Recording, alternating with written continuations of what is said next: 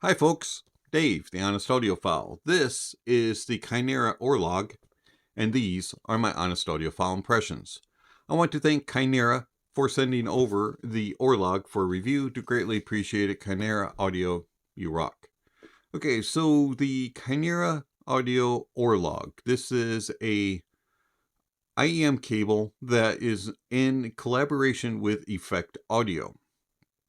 It comes in two versions, a special edition 8-core version that will set you back $1,000 from the bank account, and then the edition that we have today to review, which is the 4-core, and that will set you back $700. Now, the Orlog is a dual material hybrid design. It has UPOCC materials, and it is a multi-strand gold-plated copper and silver-plated copper core, and it has a 25 AWG cable. Also, it includes a lot of other things like the EU Ultra Flex Ultra Soft Insulation outer layer. It has a Connex connection system, and it has a 4.4 balanced connections. Comes in this really nice package to unbox. You get some branding on the front, some information on the back. Taking off this little sleeve on the bottom, you're greeted with this really cool little pull-out display, which is kind of cool. On the inside, you get some accessories. You do get this really cool envelope that is wax sealed and has some information on the inside, which is kind of nice.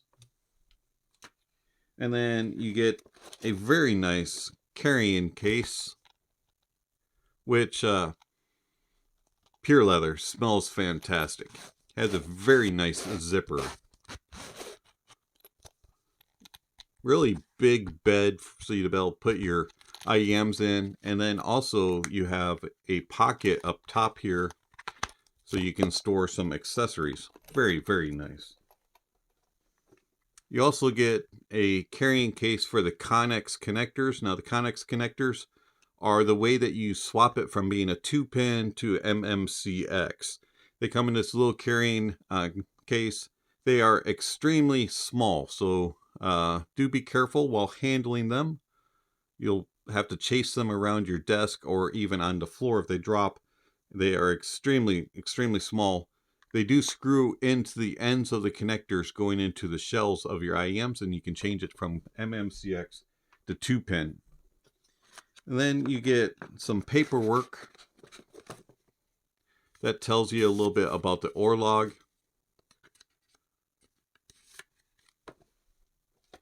And then you get this little wheel that holds your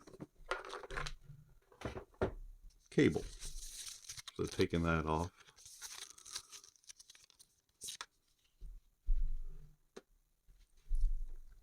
So the cable itself, very nice look. I like the look of it being kind of this grayish color with black and gold.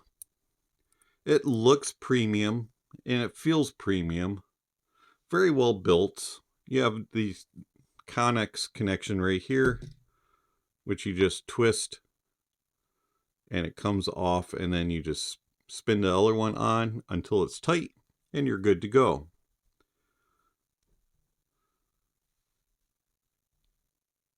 Connections have this very unique design on them. Ear hooks are well controlled, have just enough tension on them to hold everything in place. Goes into this rather chunky split. Do have a little bit of a gripe about the cinch. It's not the strongest staying in place. And then also it's got these sharp edges on it, and it just kind of snags on things, or it can catch on your skin a little bit and it'll scratch you just a little bit. Could be smoothed out just a little. Very well controlled, nice weave. And then it goes to a very heavy termination. 4.4, which is nice, but it has this kind of thick body for the for the casing, and it's just a little heavy. Overall, it's not a bad cable, nice and light for the most part, except for the split and the termination add a little bit of heft to the overall feel. I like the look, it's kind of cool, looks premium, and it feels premium. Does it feel $700 though? So when Kinera asked me to review the Orlog, I was kind of like, sure, why not? I have some other cables I can compare it to and give it a listen and some thoughts. And I did advise them that I'm not much of a cable believer, but I am, I will admit that they do make some differences and that you can hear some changes and alterations at times. And so when they arrived, I gave them a quick look over, and then I went and seeked out what other cables I had. And so some of the other cables that I have in-house are the Effect Audio Cadmus, which is a pure silver, the Eros, which is a hybrid silver copper cable. I have a Thea audio cable, and a drop 2-pin cable, and several other cables. I have other 2-pin connections from drop. I have the hybrid one, like the one here that I have on my Anthem 5s. I have a M5 12D, which is from ADV, and it has their premium cable on it, which is also a silver cable. I have the Ray Pentas with another Effect Audio cable. I have the CTM DaVinci 10s. This has the CTM Juba cable on it, which is a hybrid cable.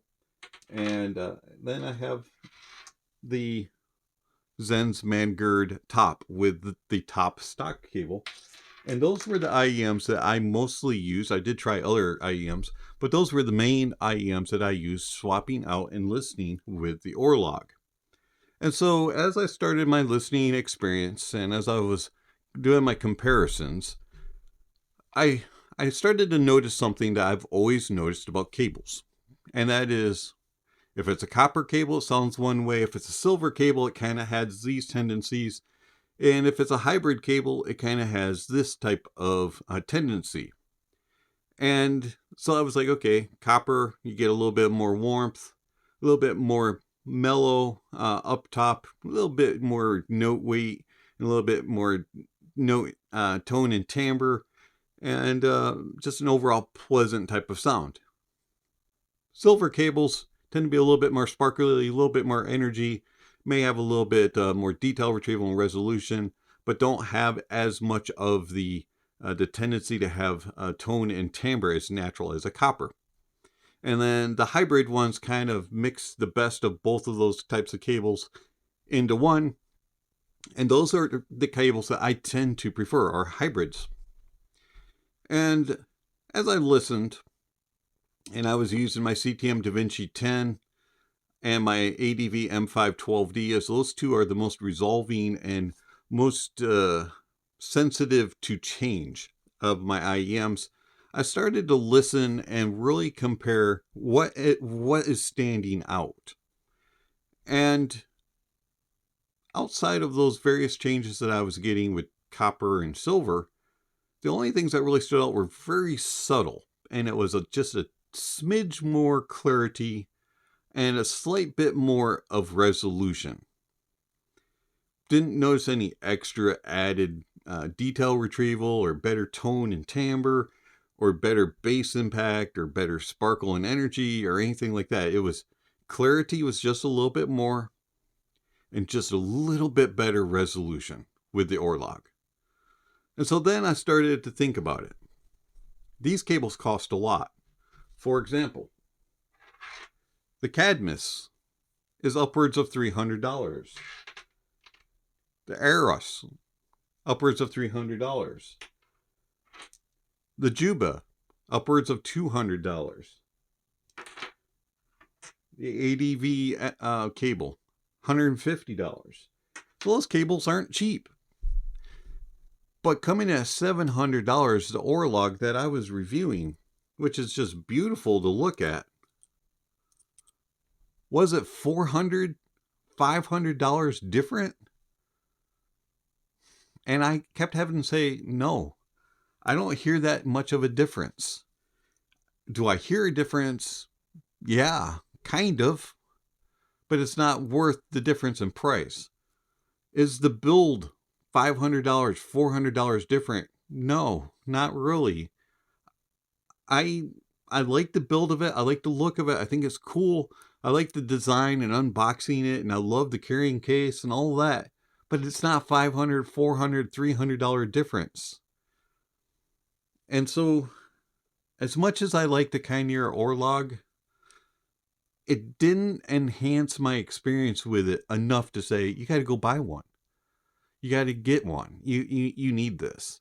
It was more like, if I had $700 to spend and I wanted some really cool cable just because, then I'd get it.